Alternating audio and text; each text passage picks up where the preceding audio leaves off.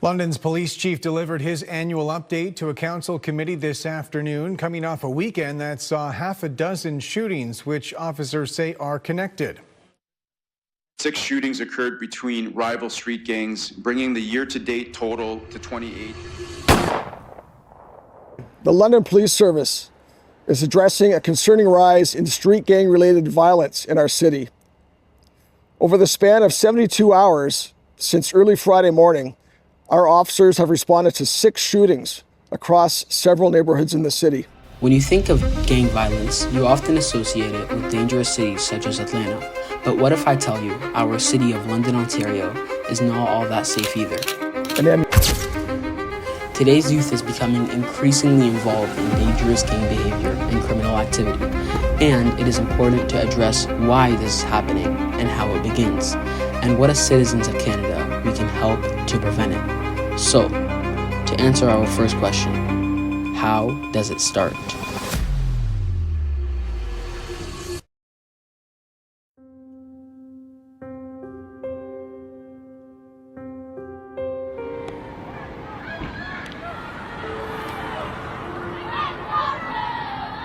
So for many youth, the reasons why they join street gangs or crime is for that sense of belonging, All right, so my name is Mrs. Massandrea, and I have been teaching since the year 2000. So I think that everyone does look for a place to belong. I think that everyone in some form would be looking to be accepted by someone. A sense of belonging. Everybody wants it, but most don't have it. For most people, it's easy to ask why youth wouldn't choose a life connected to gangs or crime. The reality is, for a lot of young people, it doesn't start as a choice. It starts as a situation. One of the biggest reasons is peer pressure. When teens are surrounded by friends or classmates who are already involved, it can feel hard to say no. And being accepted can feel more important than the risks, especially at a young age. Family and home life also play a very important role. Some youth grow with instability, stress, or a lack of support. Without strong guidance, gangs can seem like a replacement family that offer protection or loyalty. Even social media can influence youth. Images of power, money, respect can make gang life seem glorified, look appealing, while the real consequences are hidden. Most importantly, many youth gangs are not bad people. They're young people who feel stuck, unheard, or unsupported. Understanding the reasons behind their choices is the first step to help prevent it.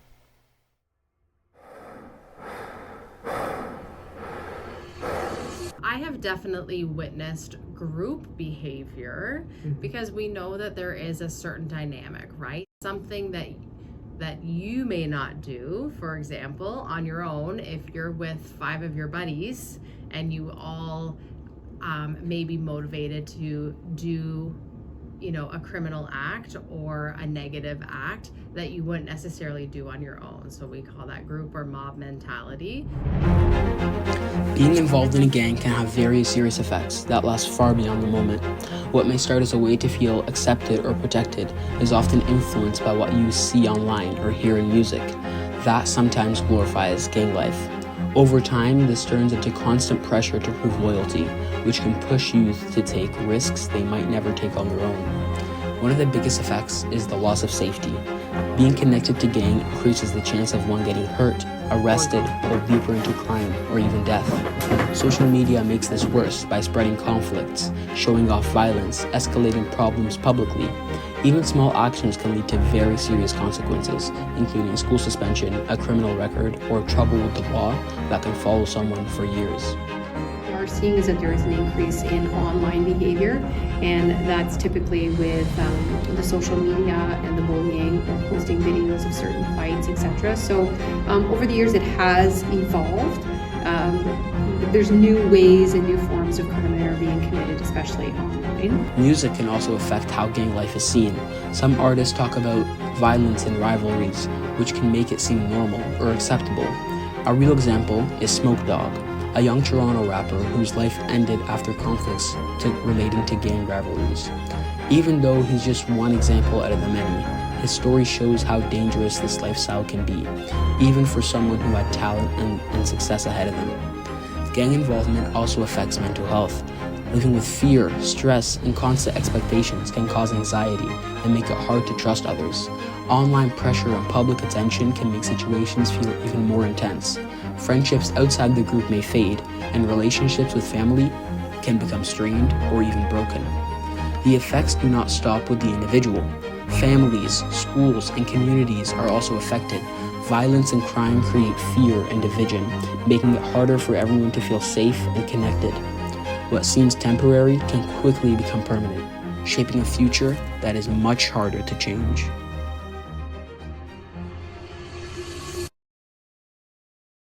Preventing youth from joining gangs starts with support, not punishment.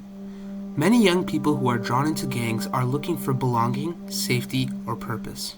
When those needs are met in positive ways, the risk of gang involvement decreases. Okay.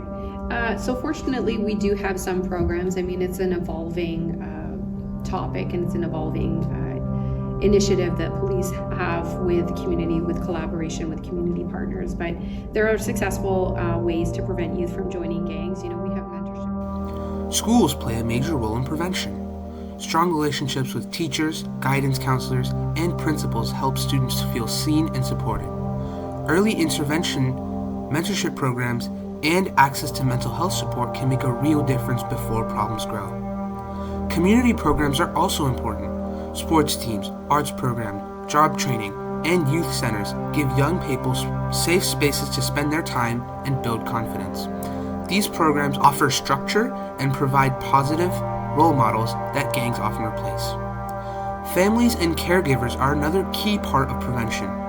Open communication, trust, and involvement in a child's life can help youth feel supported at home. When families, schools, and communities work together, youth are less likely to seek acceptance in harmful ways. There are successful ways to prevent youth from joining gangs. You know, we have mentorship programs, you know, we have sports, we have arts, we have education and job skill training. So when we start looking at all those different types of areas that encompass what a successful out of crime life could be, they're definitely out there, but I think a lot of it comes from family support or friend supports, as well as the early intervention programs or early intervention in the school at the school level. Has to make these kind of choices, what would you say to them? You know, I think I understand. So if I, have been working and meeting students where perhaps they do have new friends, right? You know that it's going to be hard to compete with that. So hey, go to class, do your homework versus go out with your friends and perhaps some negative activity is done, right? So I think it is, for teenagers, hopefully being connected to positive people, right? So I would encourage students to do things that bring them joy. And I would encourage students to maintain relationships with a trusted adult, right? Whether that's a teacher or a parent or a community member. By focusing on support, education, and community involvement, we can reduce the reasons youth turn to gangs in the first place. Change does not happen overnight, but it starts with understanding, action, and responsibility from all of us. 911, what's your emergency?